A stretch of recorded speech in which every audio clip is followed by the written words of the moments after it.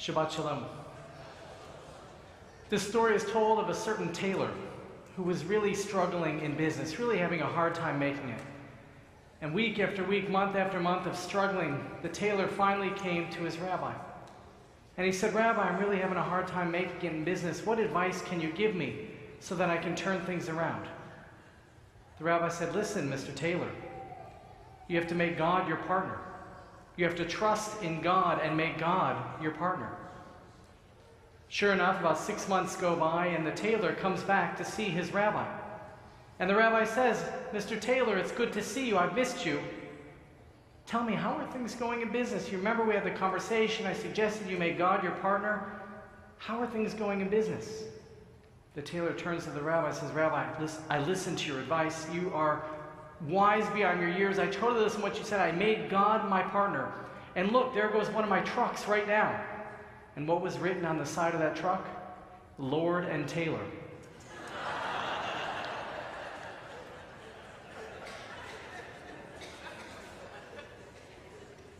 Similar story is told of a man, again, struggling in business. So he comes to his rabbi and says, "Rabbi, listen, over and over again, I've been struggling all these years. Please tell me what I should do in order to turn my business around."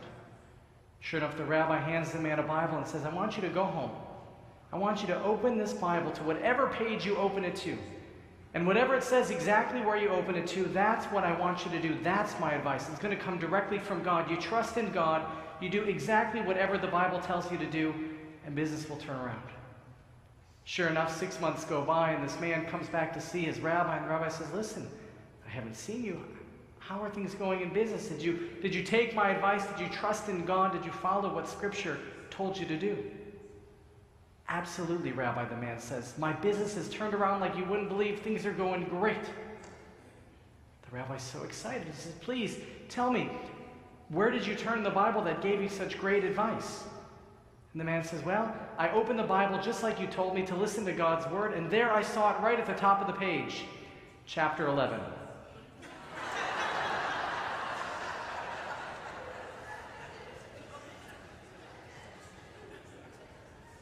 Jewish tradition and our shared faith traditions tell us to trust in God. We know the prophet Jeremiah who said, and we say this in our Birkat HaMazon, our grace after the meal, we say, "Baruch HaGever asher yivtach b'Adonai." Blessed is the person who trusts in the Lord. And if you continue into rabbinic literature, it really tells you to almost exclusively trust in God. And in Pirkei Avot, it comes to say, don't trust in government because those people are just out for their own interests. Pirkei Avot actually says, be careful, be wary of those who are in government because they're mostly just out for their own interests. And in the Psalms, it tells us multiple times to have faith in God, to trust in God. We're told to have faith and trust in God alone. The advice really, I think, comes in large part out of our Torah portion this morning, Parashat Va-yetzei. And here we are in the midst of our Torah reading cycle each and every week, beginning in the fall. We start with Genesis 1:1, and we make our way every week in solidarity with Jews around the world, reading the same Torah portion every week, so that over the course of every year, we've read from the beginning of Genesis to the end of Deuteronomy. And the moment we finish with the end of Deuteronomy, we start all over again with the beginning of the book of Genesis. Every year, reading the entire Torah, the entire 5 books of Moses. So as we read a little bit earlier this morning, we're in Parashat Va-yetzei. And here we know the famous story of Jacob falling in love with Rachel. And he agrees to work 7 years for his uncle, for Jacob's uncle, Laban, to work 7 years in order to receive the hand of his beloved Rachel. And sure enough, lo and behold, on the wedding night, Jacob marries a woman heavily covered by a veil. After the wedding, they go back to their tent, the veil is lifted, and it's not Jacob's beloved Rachel, but rather Jacob's sister, Leah, that is under the veil. That's the one that Jacob married. Ever since that time, by the way, we participate in a ceremony on wedding evening called bedekin, which literally means checking, to make sure that the husband doesn't end up with the wrong wife. But Jacob was angry. Jacob was angry at his father-in-law Laban for having tricked him. And so sure enough, Jacob storms to his father-in-law, to Laban's tent, and says, "How could you do this to me? What have you done?" And they make a deal, and Jacob is allowed to marry Rachel, but he has to then work another 7 years for his father-in-law, Laban. And that's what the Torah says. And really, if you just read that section, Laban really seems to be the bad guy here. He's the one who tricked Jacob. He's the one who made Jacob work for him for 14 years when really all Jacob wanted to do was marry Rachel. But not only did he trick him into working 14 years, but he also tricked him into marrying Laban's older daughter, his older daughter, Leah. And so if we just look at that section again, it seems as if Laban is the only trickster. But if we zoom out a little bit and we know our book of Genesis, maybe we don't feel quite as bad for Jacob. After all, Jacob himself was a trickster. And we read earlier in Genesis how Jacob quite literally tricked his brother Esau out of the birthright. You remember Esau had gone out hunting and he came back starving, just starving. And it says that he was ayef, he was tired, he was exhausted. And our rabbis read it really to mean that he was spiritually exhausted and just didn't care. And Jacob says to his brother Esau, I will trade you for a cup of lentil soup, your birthright. You give it to me. And sure enough, Esau traded his birthright. And later on in the text, we see that Jacob also tricked his father Isaac into receiving the special blessing of the firstborn. Remember, he covered himself with fur just like his hairy brother. And Jacob tricked his father Isaac. So we see Jacob as a man who tricked his brother Esau. We see Jacob as a man who tricked his father Isaac. And now, after Jacob flees for his life from his brother Esau, we see that Jacob the trickster becomes Jacob the tricked. What goes around comes around. And what we come to read so often in the book of Genesis, whether it's in the midst of the Adam and Eve story, whether it's in the midst of Cain and Abel, whether it's in the midst of Noah, even in the midst of Sarah and Hagar, the book of Genesis comes to tell us that the nature of human beings are evil at their core. Right? The nature of mankind is to hurt one another, to trick one another, to cheat one another, to see us against them, to make war against one another. That's the nature of humankind. And so we see in the rest of the book of Genesis, but even more so when God gives the Torah to the Jewish people on Mount Sinai, and then throughout the rest of the wandering and into the settling of the land of Israel, that we need law to overcome human nature. That in God's love, God has given us the law in order to overcome that human nature to hurt each other in so many different ways.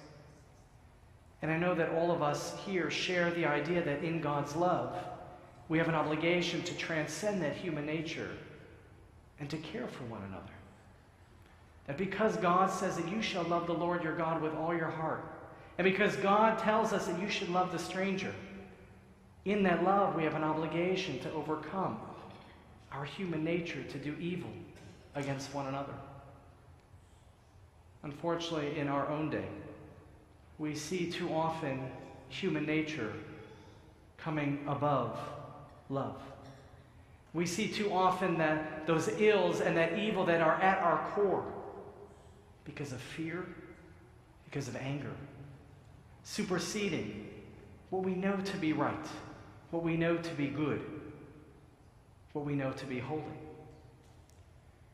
And I was thinking a lot about what we've seen lately, the rise in anti-Semitism, the rise in racism, the rise in homophobia, the rise in prejudice. And as I've been doing my reading and I've been doing my studying and my thinking, I'm taken back to a little more than a century ago. Now, what happened a little more than a century ago when we likewise saw a rise in anti-Semitism? We likewise saw a rise in prejudice and in hatred. A little more than a century ago, we saw the transition in the world from an agrarian economy to an industrial economy. People transitioned from primarily living as farmers and hand-to-mouth to machinery. Now, I can't imagine more than 100 years ago how scary that must have been when the whole economy begins to change. And what happens when people begin to fear for their own lives is they take their fear out on others. Their anger starts to rise. Their prejudice starts to rise. They seek to hurt others because of their own fears, their own anxiety. That happened a little more than a century ago, certainly here in the United States. We saw it even more so in Europe, as this fear of transitioning from the agrarian economy to the industrial economy led to a rise of communism and millions killed. We saw a rise of socialism, including national socialism and nationalism. And we saw millions killed. And in our own country, we saw an incredible rise of anti-Semitism, a rise in racism, a rise in prejudice. Now that continued unabated until really two things happened. One, people began to adjust to the new industrial economy. Anxieties began to lower. And of course, after the Depression, things began to get better again. Now, what really helped bring about the end of the Depression, we know, was the war and the war machine. And there in that moment, in the midst of World War II, the entire world changed. It took millions upon millions to die to make that change. It took millions upon millions to suffer war and famine and disease for us to begin to change. And of course, it also took men like the Reverend Dr. Martin Luther King Jr. to remind us of our obligation to overcome our inner evil and to seek the good, to seek the love in everyone. It took the Holocaust, too, before we finally started realizing what it is that men can do to each other, and that somehow we have to find a way to transcend that. I was thinking about that, too, and reminded of the poem by Reverend Martin Niemöller. Maybe you're familiar with it. Following the Holocaust, Reverend Niemöller wrote these words. First, they came for the communists, and I was not a communist, so I didn't speak out. Then they came for the trade unionists, and I was not a trade unionist, so I didn't speak out. Then they came for the Jews, and I was not a Jew, so I didn't speak out. Then they came for me, and there was no one left to speak out. What we come to see, if we really pay close attention, is that we have a choice, either to give in to the anger and fear that are at the core of our human being, the core of our animal nature, or we can choose to transcend that, to seek the good in every human being, to follow our obligation, the commandment to love. Now, a few weeks ago, following the terrible tragedy in Pittsburgh, we, the Jewish community, were reeling. Right? The Jewish people were a small people. Often I'll ask, if I go to a high school, a public high school, and I do an intro to Judaism class, I'll say, how many people in the United States are Jewish? What percentage of the United States is Jewish? 10%, some will say. 20%, some will say. I heard someone say 50% once. Kids have been watching a lot of Seinfeld. But we Jews are less than 2% of the population. We're less than 2% of the population. So when any of us suffer from that terrible tragedy in Pittsburgh or any sort of anti-Semitism, we feel it. We feel it intimately. We feel it closely. Those are our brothers and sisters. And I'll tell you, I opened my computer and my email immediately following the Sabbath that day. You remember the tragedy took place on the Sabbath, and we're forbidden traditionally from using electricity, from turning on our computers, our cell phones, etc. So I opened on my computer that evening to find out what was going on. And I'll tell you, the number of emails that I received from those of the non-Jewish world brought me such comfort, such joy. Especially my brothers and sisters in the Lift Up Southfield group. You reaching out gave us such comfort, such a sense of solidarity, that perhaps for the first time in the history of the Jewish people, perhaps we're not alone. Perhaps there's someone out speaking for us. And in the days and weeks following that terrible tragedy in Pittsburgh, we've seen good people of every faith, of every race, rise up and speak out against the evil that is taking place in this world. The tragedy was horrific, and we never wish that it would happen, but we can certainly judge people and we can judge a society by how they respond to tragedy. Thank you. Thank you for speaking up. Thank you for speaking out for the Jewish people. Thank you for standing up against racism and prejudice and hatred of every kind. It is the nature of human beings to distrust each other, and I would imagine there is still a fair amount of distrust even in this room. And if I'm fully honest with all of you, I'm a grandchild of Holocaust survivors. Trust of other people, especially other religions, doesn't come easily to me. But maybe now is different. Maybe today and maybe tomorrow is different. Maybe good people are finally realizing that we can honor our own traditions and our own backgrounds and our own faith beliefs and still stand up for other people who are in need. Maybe now begins a new chapter in human history, one in which we can celebrate our own identities together, one in which we can proclaim our own faith without having to trounce on the faith of another, one that we can come together as good people of faith, as good people of this country, to rise up against the hatred, to rise up against the anger, to rise up against the fear, and to say no more. No more. This Shabbat of Parashat Va-yetzei, where we remember that the nature of human beings is to try to trick each other, to take advantage of each other.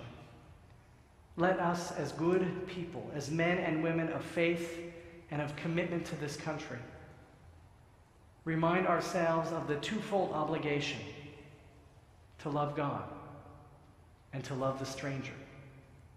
And thereby may we work ever harder to care for each other, to support each other, to speak out for one another and to stand up for one another. That this country and this world shall never know hate, shall never know anger, shouldn't know fear anymore. That each and every person, all of us, should sit under our vine and fig tree, that none shall make us afraid. Thank you for being here this Shabbat. Thank you for being here this Shabbat. May God grant us the strength to go out and make a difference in this world. May God bless us all with peace. Amen.